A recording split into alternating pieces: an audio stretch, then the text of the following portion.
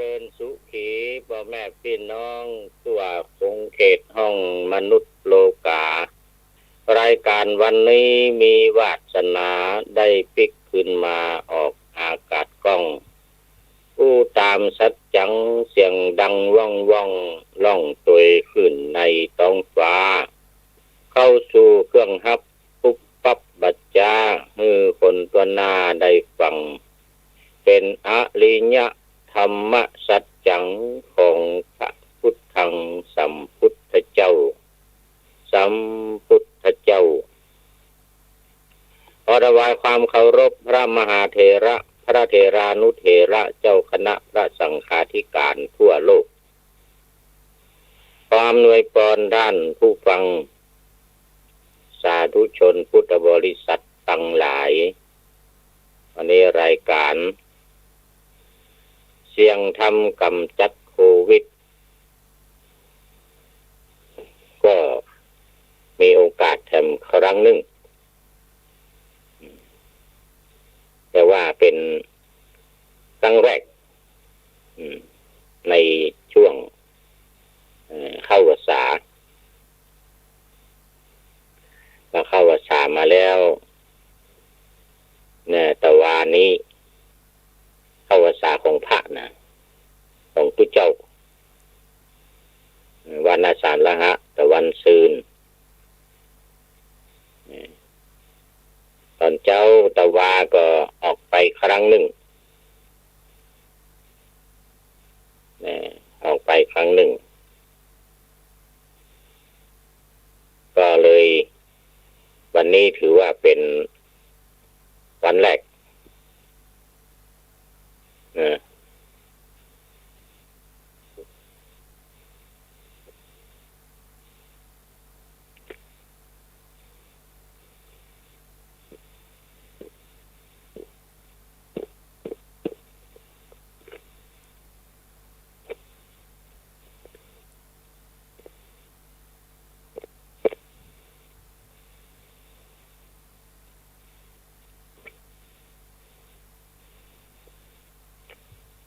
วันนี้ถือว่าเป็นวันแรก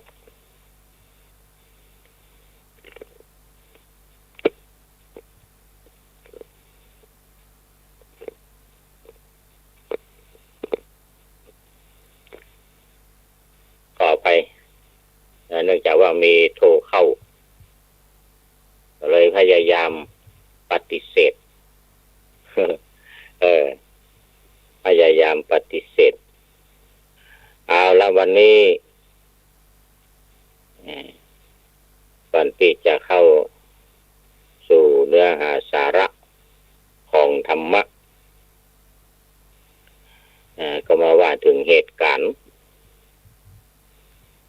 โควิดปี62หรือโควิด19ที่กำลังระบาดอย่างหนักอยู่ขณะนี้ในโลกประเทศก็ยังเก่าอเมริกาบราซิล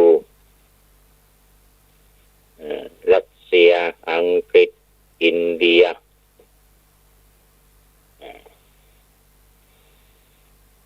อันดับยังเหมือนเดิมอเมริกาก็เป็นอันดับ1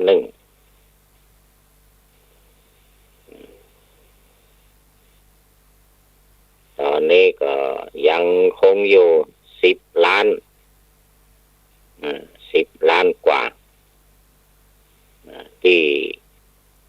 มรณภาพและเสียชีวิตไปนั่นก็ยังอยู่500,000 ปลาย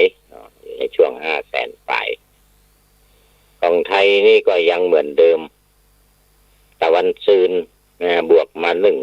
1วันนี้บ่มีบวกขึ้นมาก็ยังเหมือนเดิมเสียชีวิตก็58เหมือนเดิม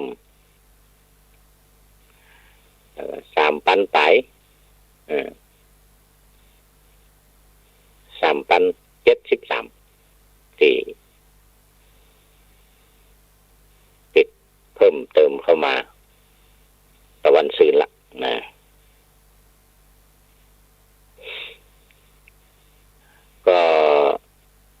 มีเหตุการณ์ต่างๆนะเกิดขึ้นในช่วงนี้ก็พอสมควรเป็นสิ่งที่น่ากลัว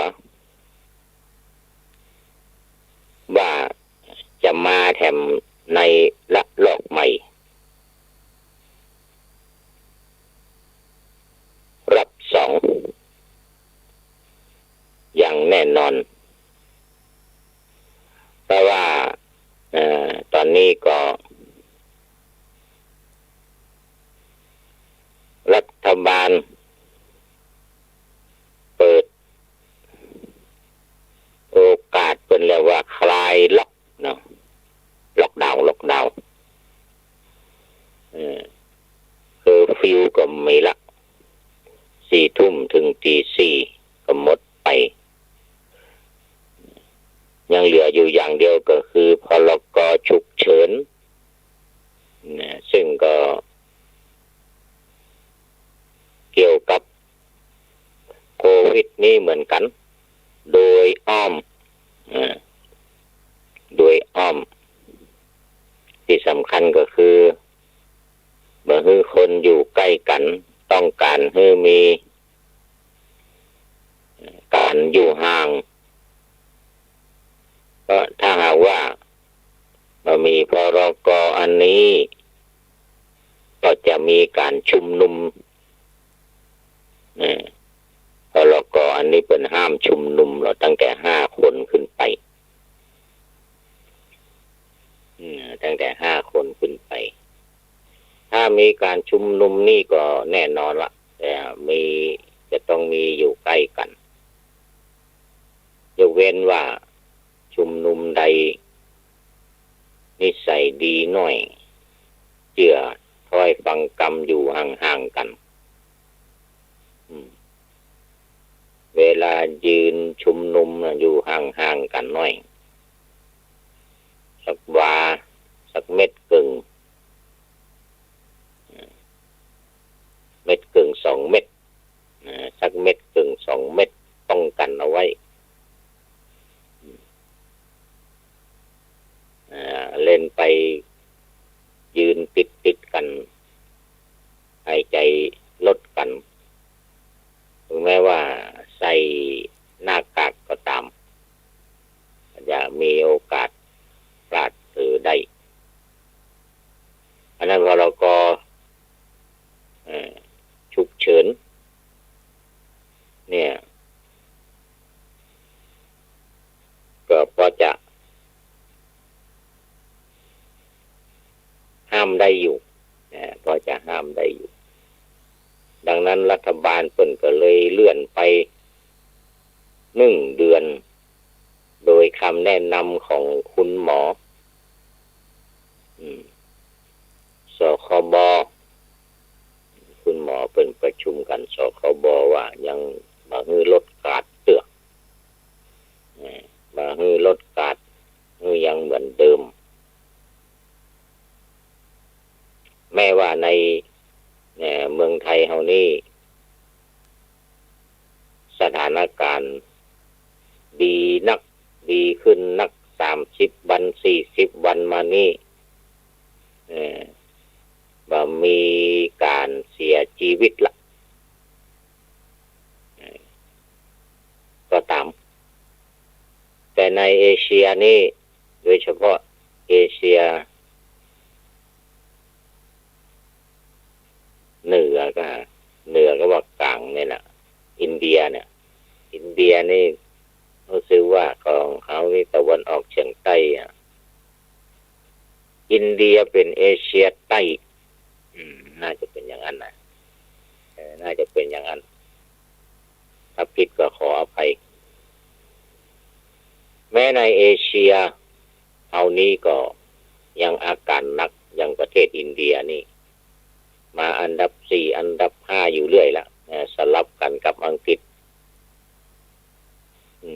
สลับกันกับอังกฤษจน1 2 3ก็ครองอยู่ประจำ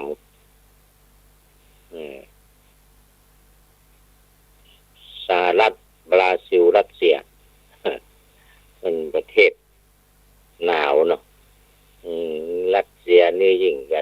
วันเอาหน้าฝนของเปิ่นก็หน้าหนาวแล้วมันหนาวมามันหนาวมาละหนาวอยู่เมือนทั้งในยุโรปในอเมริกา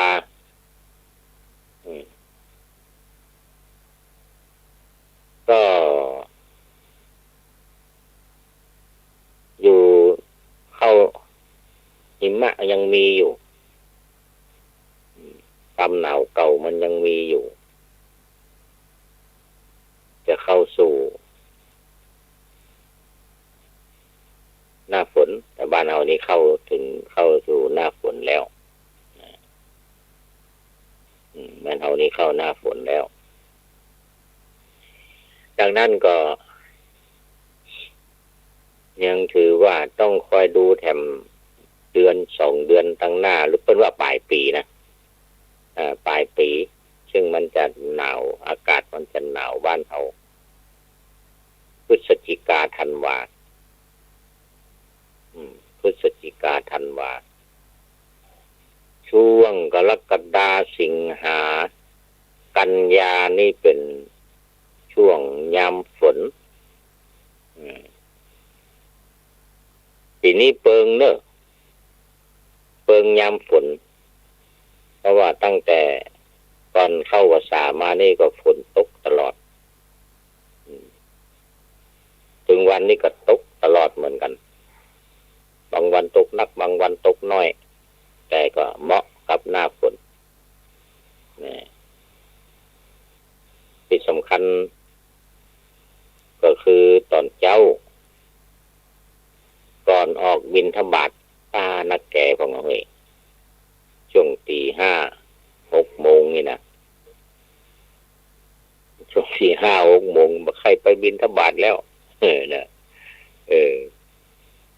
เล่นตั้งแต่ตี 4มาเลยเนี่ยตี 4 ตี 5-6 โมงยังบ่หยุดเตื้อเนี่ย6 โมงครึ่งเวลาออกบิณฑบาตพอใจบางตน5 กึ่ง 6 โมงก็เพิ่นก็ออกแล้วเนี่ยแต่ฝนมันเสียอยู่เนี่ยต่างจ้องได้ก็จริงแต่ว่ามันบ่ค่อยสะดวกเท่าใดมันบ่ค่อยสะดวกเท่าใดบิณฑบาตโดยกลางจ้องโดยอุ้มบาตรโดยเนี่ยคนใส่ก็บ่สะดวกคนรับก็บ่สะดวกคนใส่บ่สะดวกคนรับก็บ่สะดวก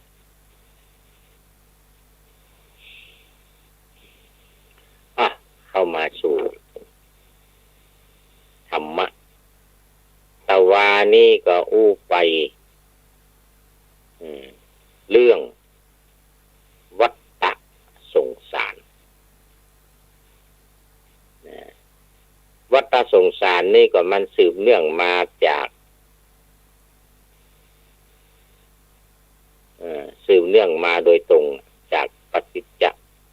สมุปบาทซึ่งเป็นสุดท้ายหมวดสุดท้ายของวิปัสสนาที่อาตมาได้นำเสนอไปแล้วว่ามันเป็นสิ่งที่สืบเนื่องกันก็คือปฏิจจ์ความหมายของคำว่าปฏิจจ์นั่นเองสิ่งนี้มีสิ่งนี้จึงมีถ้าสิ่งนี้ดับสิ่งนี้ก็ดับมันมีทั้งสายเกิดมีทั้งสายดับอย่างในปฏิจจสมุปบาทก็เริ่มตั้งแต่อวิชชาก็เกิดสังขารเกิดวิญญาณเกิดนามรูปติดต่อกันมาถ้าอวิชชาดับอันนี้สายดับสายนิโรธนี่นะสายนิโรธที่เขาสวดกันว่าถ้าว่าสายเกิดเป็นสัมภวันติ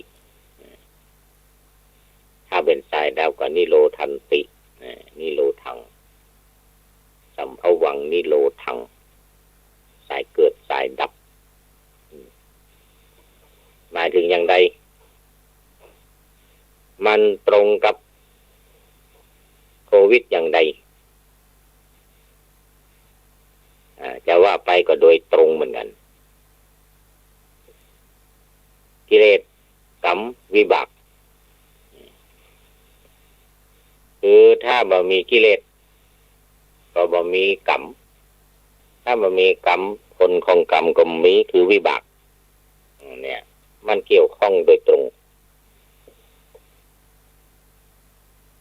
โควิดถ้าหากว่ามันบ่มีสาเหตุ2-3อย่างเนี่ยมันมีสาเหตุ2-3อย่างเนี่ยโควิดถึงมาเกิด1ก็คือการแพร่เชื้อการทำให้เชื้อแพร่ไปได้แก่เวลามีสารคัดหลั่งออกมาจากหูดังหรือมีน้ำลายออกมาจากกระพุ้งแก้มที่มันเป็นที่สะสมของโคโรนาไวรัสนี้ถ้าปล่อยออกมาไปถูกใส่คนอื่นซึ่งมันสะเด็นไปไกลอย่างน้อยก็1 เมตรมันพุ่งออกไปสะเด็นไปเนี่ยเป็นจึงให้ยืนห่างอยู่ห่างกันประมาณ1.5 เมตรถึง2 เมตร2 เมตรปลอดภัยที่สุดละจามออกไปไอออกไปนี่ยังอาจจะถึงจามออกไปนี่มันจามมันแห้งเนี่ยไอนี่ก็ยังสู้จามมาได้ใส่อัดเฉย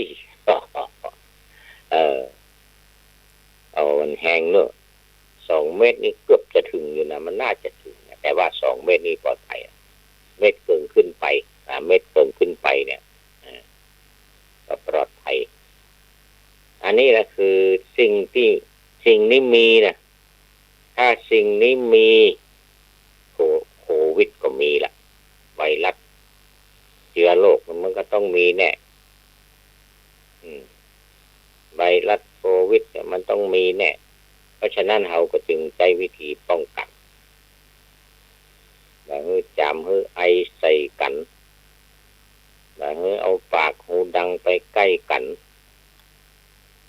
ถ้ามันจะใกล้หมกสักศอกมาถึงเม็ดเนี่ยต้องปิดไว้ให้ดีๆต้องปิดไว้ให้ดีๆเนี่ยสาเหตุเนี่ยจึงว่าปฏิจจสมุปบาทเป็น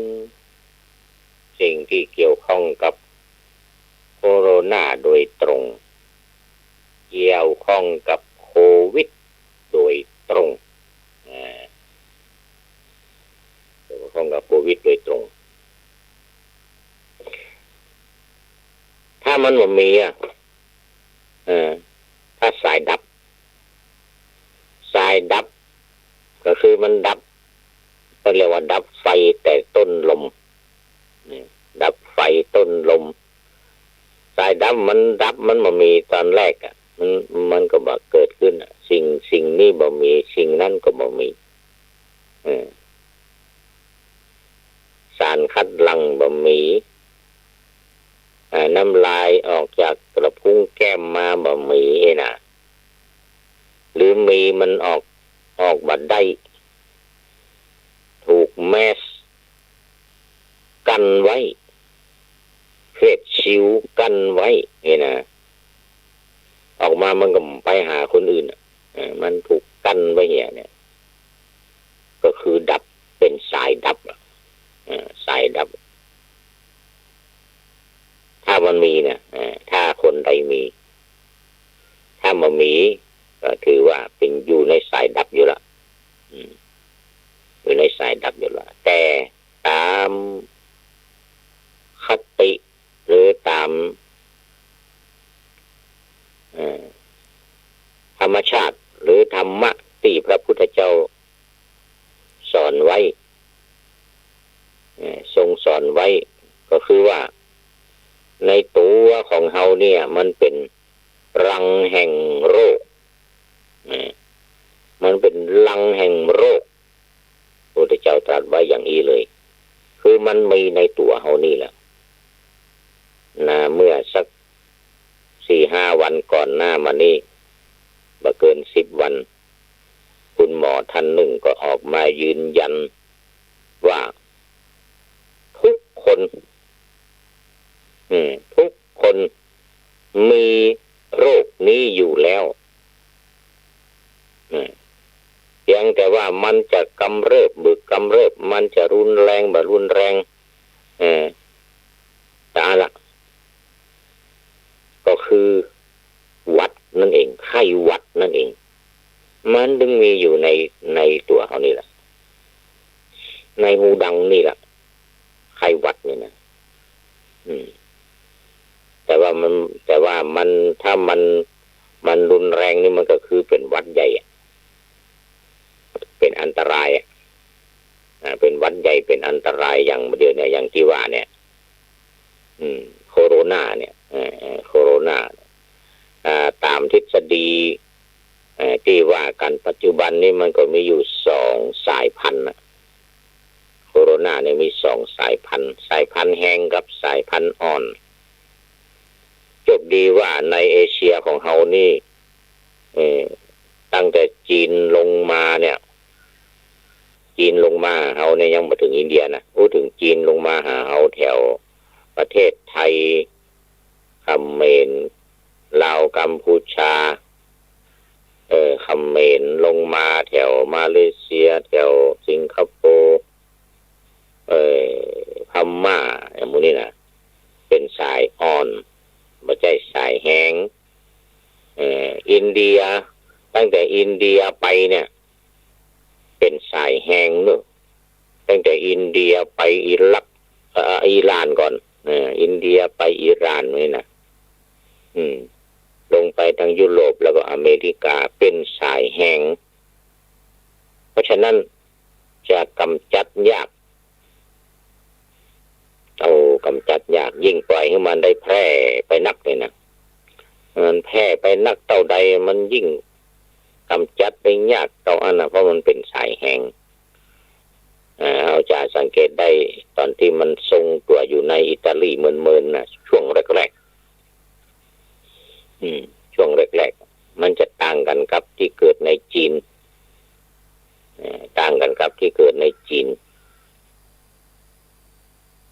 มันขยายไปแล้วมันไปเรียกว่ามันขยายพันธุ์มันขยายพันธุ์มันเปลี่ยนพันธุ์พอมันไปเปลี่ยนพันธุ์ปุ๊บเนี่ย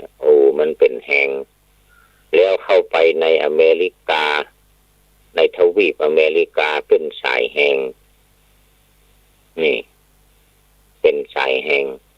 ที่สำคัญก็คือว่าวัคซีนคือยาที่จะมากำจัดมันนี่ยังหาบ่ปะมันเดี๋ยวนี้ก็ยังพยายามกันอยู่เพิ่นก็จึงได้กล่าวไว้ว่าโควิดนี่มันก็จะต้องมีต่อไปมันยังอยู่ความรุนแรงความกำเริบเสบสารมันยังอยู่ในโลกในคนในสัตว์ตัวในคนในสัตว์ตัวอยู่ต่อไปจนกว่าจะมียาหรือมีวัคซีนที่สามารถกำจัดมันได้โดยตรงเมื่อใดเมื่ออันมันก็จะลดลงมันก็จะเบาบางลงในช่วงนี้เนี่ยช่วงที่ยังไม่มียาโดยตรงของมันเนี่ยที่เขากินกันทั้งวันหรือคนที่ติดแล้วรักษากัน14 วัน18 วัน14 วันเนี่ยมันไม่ใช่มียาโดยตรงของโควิดนี้กินปลาทลายโจรพ่องกินยาที่มันกำจัดช่วยเหลือตั้งปอดบำรุงตับอย่างไป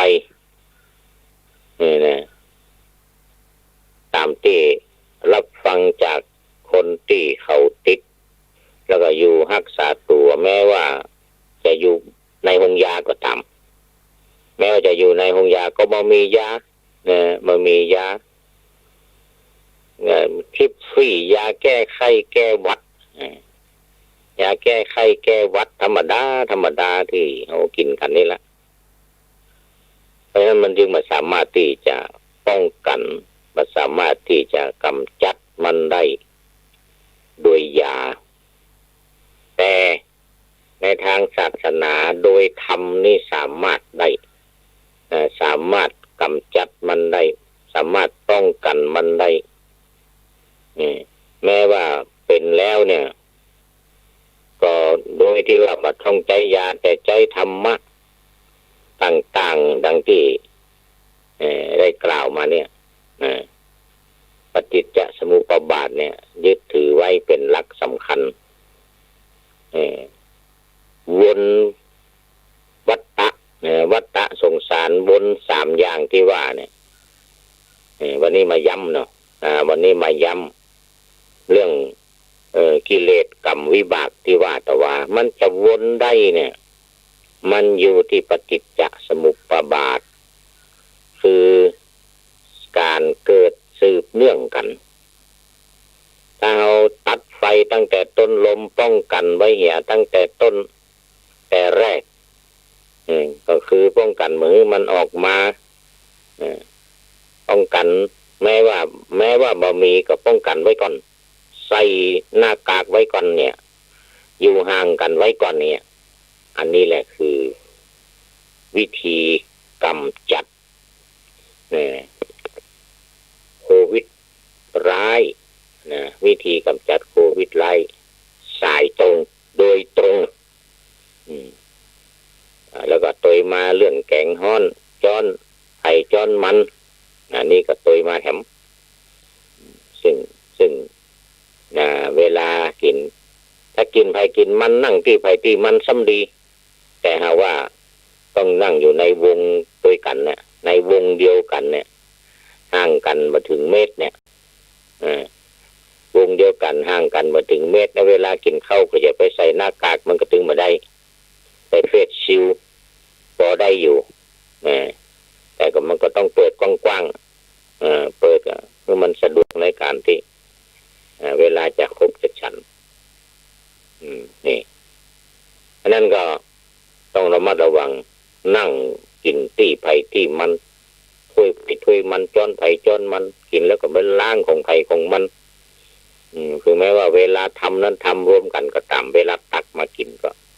กินไผ่กินมันกินไผ่กินมันอันนี้ก็หมดเวลาพอดี ย้ำนะวันนี้ย้ำความสำคัญของปฏิจจสมุปบาทซึ่งมีวัฏฏะ3อย่างกิเลสกรรมวิบากนี่แหละอย่าไปมีกิเลสหรือมีก็ลดน้อยถอยลงป้องกันบังคับแล้วกรรมมันก็จะบ่มีเพราะมันสืบเนื่องกันมาหรอกแต่เมื่อกรรมบ่มีผลของกรรมวิบากก็จะบ่มีเพราะฉะนั้นก็ขอฝากไว้ให้กับท่านทั้งหลายนำไปปฏิบัติจำไว้ว่าทำใดก็ไร้ค่าถ้าไม่ทำเอาปัญจกปัญใจให้กูคนมีความสุขกายสบายใจปรารถนาสิ่งใดก็ขอให้ได้สิ่งนั้นสมมโนรสปณิธานทุกท่านเทอญ